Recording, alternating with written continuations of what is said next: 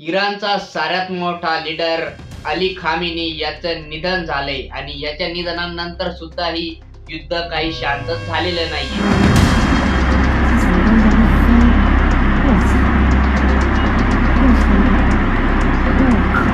حربية. شوف شوف شوف شوف شوف شوف شوف شوف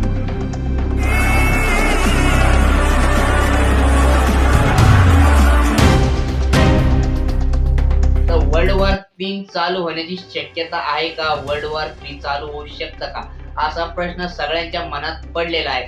जिकडं पहा तिकडं नुसतं युद्धच युद्ध आहे, नुसते मिसाईल चालू आहे. नमस्कार महाराष्ट्र. इस्रायल, अमेरिका आणि इराण हे 3 महाशक्तीचं युद्ध म्हणजे वर्ल्ड वॉर 3 ला आमंत्रण करण्यासारखं आहे. कारण तिकडं पाहिलं तर रशिया युक्रेन मध्ये सुद्धा युद्ध चालू आहे आणि इकडं अफगाणिस्तान आणि पाकिस्तान सुद्धा पेटलेला आहे. साऱ्यात फेमस सिटी दुबई, दुबई मधली बुर्ज खलिफा इथं सुद्धा युद्धाचं वातावरण तयार झाले आहे.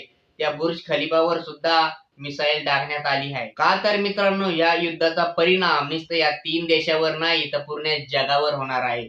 तर हे युद्ध तुम्ही बघताच 3च देशात चालू आहे आणि इकडं किती मोठमोठाले परिणाम चालू झाला आहे.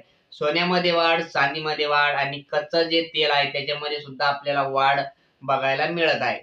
युद्धामुळे हवाई जहाज सुद्धा उडण्यास बंद झाले आहे आणि आपले बरेच काही भारतातले नागरिक दुबईमध्ये फसलेले आहेत. मित्रांनो, हा व्हिडिओ थोडा छोटाच होता. पुढचा व्हिडिओ मोठा बनवण्याचा प्रयत्न करीन. तुम्ही आपल्या चॅनलवर नवीन असाल तर चॅनलला सबस्क्राईब करा.